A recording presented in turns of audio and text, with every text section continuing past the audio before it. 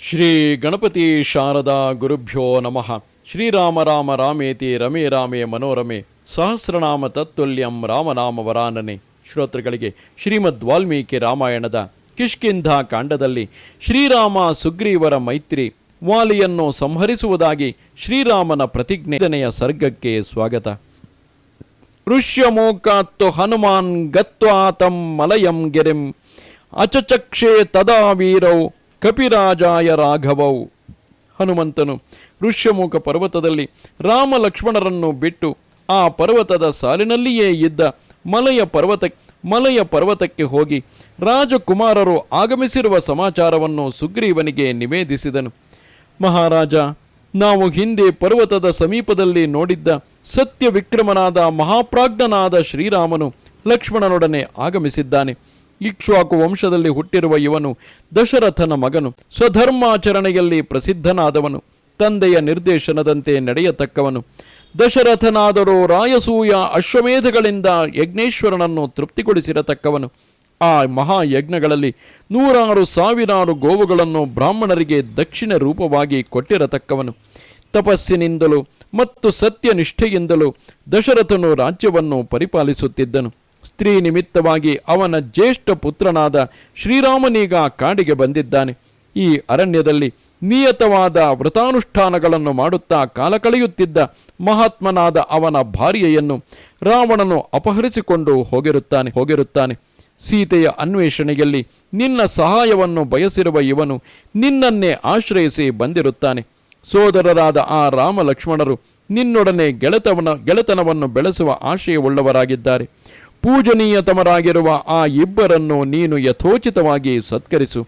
ಹನುಮಂತನ ಮಾತನ್ನು ಕೇಳಿ ವಾನರ ರಾಜನಾದ ಸುಗ್ರೀವನು ಸಂತುಷ್ಟಾಂತರಂಗನಾಗಿ ಶ್ರೀರಾಮನ ಸಂಬಂಧವಾಗಿ ಮನಸ್ಸಿನಲ್ಲಿ ನೆಲೆಗೊಂಡಿದ್ದ ಘೋರವಾದ ಭಯವನ್ನು ಬಿಟ್ಟು ನಿಶ್ಚಿಂತನಾದನು. ಬಳಿಕ ಸುಗ್ರೀವನು ಅತಿ ಸುಂದರವಾದ ಮನುಷ್ಯನ ರೂಪವನ್ನು ಧರಿಸಿ ಶ್ರೀರಾಮನ ಬಳಿಗೆ ಹೋಗಿ ಪರಮ ಪ್ರೀತಿಯಿಂದ ಹೇಳಿದನು.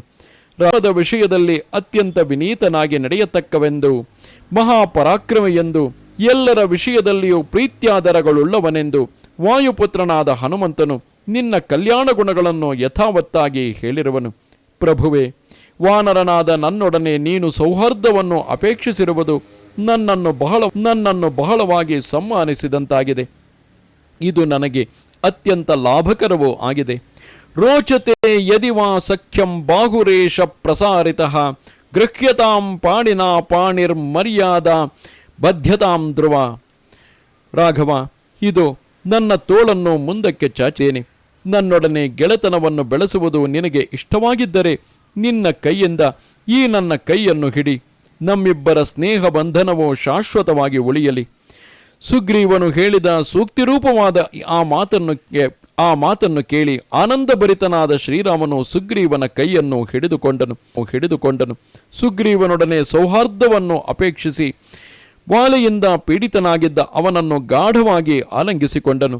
ಹಿಂದೆಯೇ ಹೇಳಿದಂತೆ ಬ್ರಹ್ಮಚಾರಿಯ ರೂಪವನ್ನು ಪರಿತ್ಯಜಿಸಿ ನಿಜ ಸ್ವರೂಪದಲ್ಲಿದ್ದ ಶತ್ರು ಹಂತಕನಾದ ಹನುಮಂತನು 2 ಕಟ್ಟಿಗೆಗಳನ್ನು ಕಡೆದು ಅಗ್ನಿಯನ್ನು ಉತ್ಪತ್ತಿ ಮಾಡಿದನು.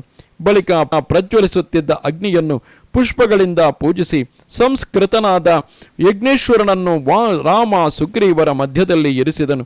ರಾಮ ಸುಗ್ರೀವರು ಪ್ರಕಾಶಮಾನವಾಗಿ ಪ್ರಜ್ವಲಿಸುತ್ತಿದ್ದ ಅಗ್ನಿಯನ್ನು ಪ್ರದಕ್ಷಿಣೆ ಮಾಡಿದರು. ಅದರಿಂದ ಇಬ್ಬರು ಪರಸ್ಪರವಾಗಿ ಸ್ನೇಹಿತರಾದರು. ಸುಪ್ರೀತವಾದ ಮನಸ್ಸಿನಿಂದ ಶ್ರೀರಾಮ ಸುಗ್ರೀವರು ಒಬ್ಬರನ್ನೊಬ್ಬರು ದಿಟ್ಟಿಸಿ ನೋಡಿದರು. ಎಷ್ಟು ಹೊತ್ತು ನೋಡಿದರೂ ಇಬ್ಬರಿಗೂ ತೃಪ್ತಿಯೇ ಆಗಲಿಲ್ಲ. ಸುಗ್ರೀವನು ಅತ್ಯಂತ ಸಂತೋಷಗೊಂಡು ಶ್ರೀರಾಮನಿಗೆ ಹೇಳಿದನು. ತ್ವಂ ವಯಸ್ಯೋಪಿ ಮೇ ಹೃದಯೋ ಹೇಕಂ ದುಃಖಂ ಸುಖಂ ಚನೌ. ರಾಘವ, ನೀನು ನನಗೆ ಅತ್ಯಂತ ಗೆಳೆಯನಾಗಿರುವೆ. ಇಬ್ಬರ ಸುಖ ದುಃಖಗಳು ಒಂದೇ ಆಗಿವೆ. ನಿನ್ನ ದುಃಖವೇ ನನ್ನ ದುಃಖ, ನನ್ನ ದುಃಖವೇ ನಿನ್ನ ದುಃಖ, ನನ್ನ ಸುಖವೇ ನಿನ್ನ ಸುಖ, ನಿನ್ನ ಸುಖವೇ ನನ್ನ ಸುಖ. ಹೀಗೆ ಇಬ್ಬರು ಭಾವಿಸಿಕೊಳ್ಳೋಣ. ಬಳಿಕ ಸುಗ್ರೀವನು ದಟ್ಟವಾದ ಎಲೆಗಳಿಂದ ಕೂಡಿದ್ದ ಹೂಗಳಿಂದ ತುಂಬಿದ್ದ ಸಾಲ ವೃಕ್ಷದ ರೆಂಬೆಯೊಂದನ್ನು ಮುರಿದು ಅದರ ಎಲೆಗಳನ್ನು ಹೂಗಳನ್ನು ನೆಲದ ಮೇಲೆ ಹರಡಿ ಶ್ರೀರಾಮನೊಡನೆ ಕುಳಿತುಕೊಂಡನು. ಅದನ್ನು ನೋಡಿ ಆನಂದಭರಿತನಾದ ಹನುಮಂತನು ಪುಷ್ಪಗಳಿಂದ ಸಮೃದ್ಧವಾಗಿದ್ದ ಗಂಧದ ಮರದ ರೆಂಬೆಯೊಂದನ್ನು ಮುರಿದು ಲಕ್ಷ್ಮಣನಿಗೆ ಕುಳಿತುಕೊಳ್ಳಲು ಕೊಟ್ಟನು. ಅನಂತರ ಹರ್ಷದಿಂದ ವ್ಯಾಕುಲಗೊಂಡ ಶ್ರೀರಾಮನ ಸಖ್ಯದಿಂದ ಪ್ರಹೃಷ್ಟನಾದ ಸುಗ್ರೀವನು ಮಧುರವಾದ ಮತ್ತು ಪ್ರೀತಿಯುಕ್ತವಾದ ಈ ಮಾತುಗಳನ್ನು ರಾಮನಿಗೆ ಹೇಳಿದನು. ಓ ರಾಘವ, ನಾನು ನಮ್ಮ ಅಣ್ಣನಾದ ವಾಲಿಯಿಂದ ಓಡಿಸಲ್ಪಟ್ಟು ಹೆಂಡತಿಯನ್ನು ಕಳೆದುಕೊಂಡು ಭಯಪೀಡಿತನಾಗಿ ಈ ಅರಣ್ಯದಲ್ಲಿ ತಿರುಗಾಡುತ್ತಿದ್ದೇನೆ. ಉದ್ವಿಗ್ನ ಚಿತ್ತನಾಗಿರುವ ನಾನು ಈ ದುರ್ಗವನ್ನು ಆಶ್ರಯಿಸಿದ್ದೇನೆ. ಅಣ್ಣನಿಂದ ವಂಚಿತನಾಗಿ ಅವನೊಡನೆ ವೈರವನ್ನು ಕಟ್ಟಿಕೊಂಡು ಭಯಪೀಡಿತನಾಗಿ ಈ ದುರ್ಗದಲ್ಲಿ ವಾಸ ಮಾಡುತ್ತಿದ್ದೇನೆ. ವಾಲಿಯ ಭಯದಿಂದ ಪೀಡಿತನಾಗಿರುವ ನನಗೆ ಅಭಯ ದಾನ ಮಾಡು. ನನ್ನ ಭಯವನ್ನು ಹೋಗಲಾಡಿಸುವುದು ನಿನಗೆ ಉಚಿತವಾಗಿದೆ. ಸುಗ್ರೀವನು ಹೀಗೆ ಹೇಳಲು ತೇಜಸ್ವಿಯಾದ ಧರ್ಮಜ್ಞನಾದ ಧರ್ಮವತ್ಸಲನಾದ ಕಾಕುಸ್ಥನು ನಗುತ್ತಿರುವನೋ ಎಂಬ ಮುಖಭಾವದಿಂದ ಕೂಡಿದವನಾಗಿ ಸುಗ್ರೀವನಿಗೆ ಹೇಳಿದನು. ಮಹಾಕಪಿಯೇ, ಗೆಳೆತನಕ್ಕೆ ಉಪಕಾರವೇ ಫಲವೆಂಬುದನ್ನು ನಾನು ತಿಳಿದಿರುತ್ತೇನೆ. ಆದುದರಿಂದ ನಾನು ನಿನಗೆ ಉಪಕಾರ ಮಾಡುತ್ತೇನೆ. ನಿನ್ನ ಪತ್ನಿಯನ್ನು ಅಪಹರಿಸಿರುವ ವಾಲಿಯನ್ನು ನಾನು ಸಂಹರಿಸುತ್ತೇನೆ. ಸುಗ್ರೀವ, ಸೂರ್ಯನ ಕಿರಣ ಸದೃಶವಾಗಿರುವ ಈ ನನ್ನ ನಿಶ್ಚಿತವಾದ ಬಾಣಗಳು ಯಾವಾಗಲೂ ವ್ಯರ್ಥವಾಗತಕ್ಕವುಗಳಲ್ಲ. ರಣಹದ್ದಿನ ರೆಕ್ಕೆಗಳಿಂದ ನಿಬದ್ಧವಾದ ವಜ್ರಾಯುಧ ಸದೃಶವಾದ ಭಾಗಗಳಿಂದ ಕೂಡಿರುವ ನೇರವಾದ ಗಿಣ್ಣುಗಳನ್ನು ಹೊಂದಿರುವ ಈ ನನ್ನ ಬಾಣಗಳು ಕೋಪಗೊಂಡ ಸರ್ಪಗಳೋಪಾದಿಯಲ್ಲಿ ದುರಾಚಾರಿಯಾದ ವಾಲಿಯ ಮೇಲೆ ಅತಿ ವೇಗದಿಂದ ಬೀಳುತ್ತವೆ. ಇಂದ್ರನ ವಜ್ರಾಯುಧದಿಂದ ಪ್ರಹೃತವಾದ ಪರ್ವತವು ಚಿನ್ನ ಭಿನ್ನವಾಗಿ ಕೆಳಕ್ಕೆ ಬೀಳುವಂತೆ ವಿಷಸರ್ಪ ಸದೃಶವಾದ ತೀಕ್ಷ್ಣ ನನ್ನ ಬಾಣಗಳಿಂದ ಪ್ರಹೃತನಾಗುವ ವಾಲಿಯು ನೆಲದ ಮೇಲೆ ಬೀಳುವುದನ್ನು ನೀನು ಈಗಲೇ ಕಾಣಲಿರುವೆ. ನನಗೆ ಪರಮಹಿತಕರವಾಗಿರುವ ಶ್ರೀರಾಮನ ಮಾತನ್ನು ಕೇಳಿ ತನಗೆ ಪರಮಹಿತಕರವಾಗಿರುವ ಶ್ರೀರಾಮನ ಮಾತನ್ನು ಕೇಳಿ ಸುಗ್ರೀವನು ಪರಮ ಪ್ರೀತನಾಗಿ ಮಹತ್ವಪೂರ್ಣವಾದ ಈ ಮಾತನ್ನು ಹೇಳಿದನು. ನರಶ್ರೇಷ್ಠನೇ, ನಿನ್ನ ಮಾತಿನಲ್ಲಿ ನನಗೆ ಅಪಾರವಾದ ವಿಶ್ವಾಸ ಉಂಟಾಗಿದೆ. ನಿನ್ನ ಪ್ರಸನ್ನತೆಯಿಂದ ನಾನು ನನ್ನ ಪ್ರಿಯ ಪತ್ನಿಯನ್ನು ರಾಜ್ಯವನ್ನು ಪುನಃ ಪಡೆದುಕೊಳ್ಳುವೆನು. ವೈರಿಯಾದ ಆ ನನ್ನ ಅಣ್ಣನು ಪುನಃ ನನ್ನನ್ನು ಹಿಂಸೆ ಮಾಡಲು ಸಾಧ್ಯವಾಗುವಂತೆ ನೀನು ಕಾರ್ಯ ಮಾಡಬೇಕಾಗಿದೆ. ಅಂದರೆ ವೈರಿಯಾದ ಆ ನನ್ನ ಅಣ್ಣನು ಪುನಃ ನನ್ನನ್ನು ಹಿಂಸೆ ಮಾಡಲು ಸಾಧ್ಯವಾಗದಂತೆ ನೀನು ಕಾರ್ಯ ಮಾಡಬೇಕಾಗಿದೆ. ವಾಲ್ಮೀಕಿಗಳು ಹೇಳುತ್ತಾರೆ, ಸೀತಾ ಕಪೀಂದ್ರ ಕ್ಷಣದಾಚರಣಂ ರಾಜೀವ ಹೇಮ ಜ್ವಲನೋಪಯಾನಿ ಸುಗ್ರೀವ ರಾಮ ಪ್ರಣಯ ಪ್ರಸಂಗೆ ವಾಮಾನಿ ನೇತ್ರಾಣಿ ಸಮಂ ಸ್ಫುರಂತಿ.